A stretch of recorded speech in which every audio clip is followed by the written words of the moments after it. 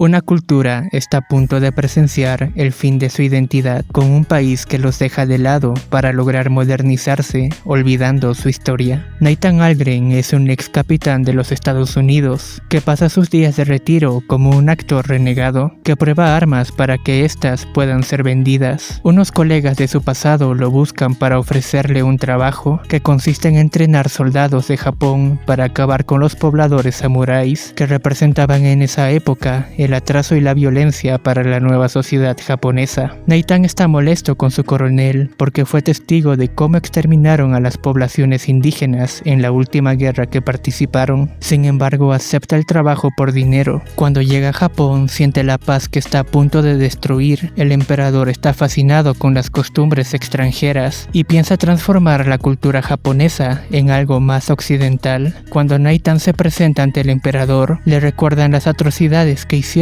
contra los indios y le piden hacer lo mismo contra los samuráis para lograr la paz. Nathan se ofende ante las exageraciones que tienen las personas sobre las conductas de los indios. Para él eran personas inocentes, niños y mujeres que vivían en su aldea sin hacer daño a nadie y ellos los asesinaron cruelmente. Al día siguiente, Nathan es exigido atacar a los samuráis sin tener listos aún a los campesinos que estaba entrenando. En un intento de suicidio, él le presiona a un aldeano para que lo mate, también para probar que no estaban preparados. De todas maneras, el ataque comenzaría contra su voluntad en un bosque sombrío y con mucha niebla. Los aldeanos no tenían experiencia en combate y el miedo les consume. Todos son asesinados y Nathan es el único sobreviviente que pelea sin rendirse. Esto llama la atención del líder que lo deja vivir. Nathan es llevado como prisionero hacia una aldea oculta en las montañas y es atendido por la esposa del samurái que había asesinado anteriormente. El líder de los samuráis, Katsumoto, es cuestionado por no matarlo, mientras Nathan grita desesperadamente porque tiene pesadillas con los nativos que había visto ser asesinados. En la mañana, Nathan conoce al líder. En el camino se queda asombrado por las costumbres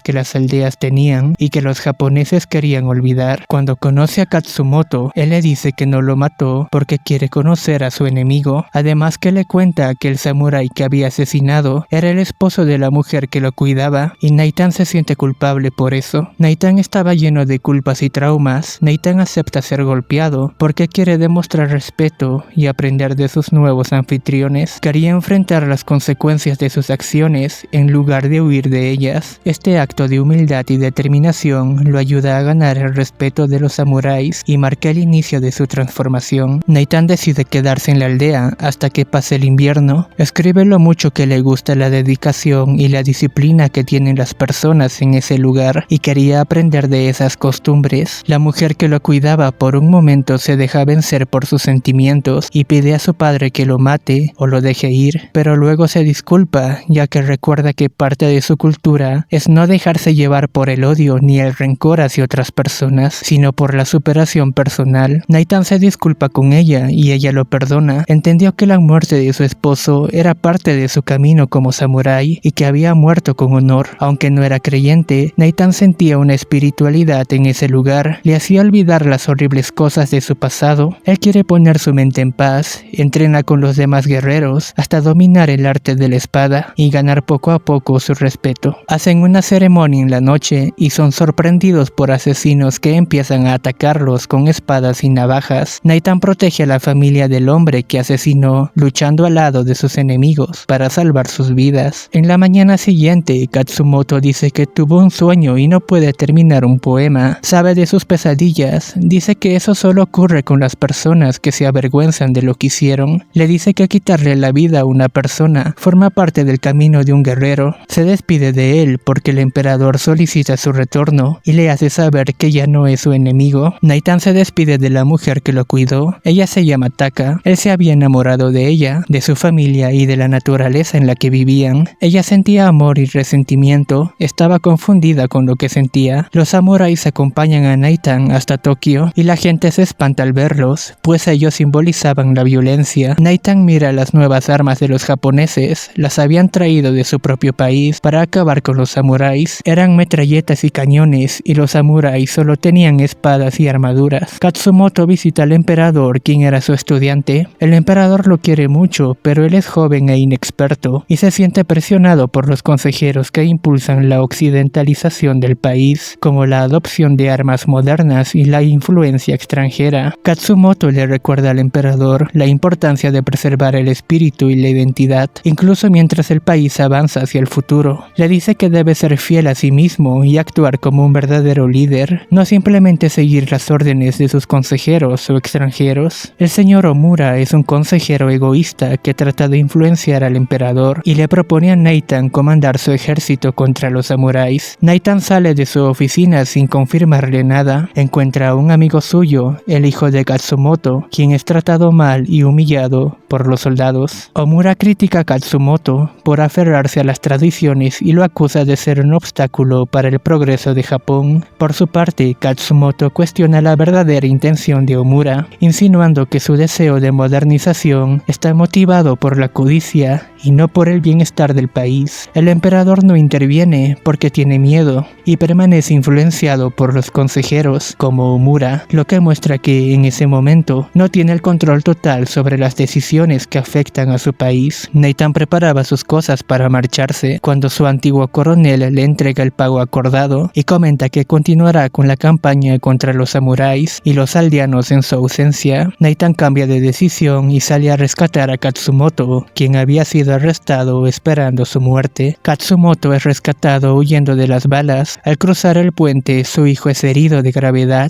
quien decide sacrificarse dándoles tiempo para escapar, porque tarde o temprano terminaría muriendo por las heridas. Katsumoto piensa que las costumbres de los samuráis ya no tienen sentido en el mundo moderno y tras la muerte de su hijo piensa en suicidarse. Nathan le convence que si deja el orgullo de lado y se deja derrotar por el enemigo en batalla, el emperador podría oírle y agarrar valor para tomar sus propias decisiones. Cuando llegan a la aldea, se preparan para la guerra. Taka había preparado la armadura de su difunto esposo para que Nathan vaya a la guerra con él. Ella le da un beso y ambos parecen despedirse. En la mañana, todos los samuráis van al campo de batalla donde se enfrentarían a las modernas armas y cañones. La batalla es desequilibrada porque los samuráis solo tenían espadas. Se retiran con el plan de hacer caer en una trampa de fuego y flechas al enemigo. Los samuráis peleaban contra su propia gente. A pesar que habían muchas bajas, los refuerzos llegan. Ellos los hacen retirarse, pero la derrota es inevitable, pues solo quedaban pocos de pie. Luchan valientemente contra un enemigo mucho más numeroso y armado con tecnología moderna, como rifles y cañones. Aunque logran una carga final impactante, son abatidos uno a uno. Nathan logra vengarse de su coronel, quien le había provocado muchos de sus traumas. Herido de gravedad, Katsumoto no quiere ser capturado ni deshonrado, así que le pide a alguien que lo ayude a realizar el seppuku, un ritual samurái de suicidio honorable. Nathan lo asiste en el acto y Katsumoto muere con dignidad, permaneciendo fiel al código samurái hasta el final. En el último acto, Nathan visita al emperador tras la muerte de Katsumoto. Llega al palacio imperial llevando la espada de Katsumoto como un gesto simbólico, representando su sacrificio y su lucha por preservar las tradiciones de Japón. Durante su audiencia, Algren habla con el emperador sobre el honor y la importancia de recordar el legado de Katsumoto. Sus palabras impactan profundamente al joven emperador, quien se da cuenta de que modernizar Japón no debe implicar abandonar su identidad. Inspirado por el mensaje de Katsumoto y el acto de Algren, el emperador toma una decisión: rechaza el acuerdo comercial con los extranjeros, lo que habría puesto a Japón bajo su control económico. La escena culmina con el emperador demostrando que ha aprendido a equilibrar el progreso con el respeto por las tradiciones, y Nathan, habiendo encontrado redención, regresa a la aldea samurái para buscar paz y propósito en su vida. Como pregunta final, ¿sabes cuáles son las cosas que te hacen una persona única? ¿Crees que deberías mantenerlo o intentar encajar en la aprobación de otras personas?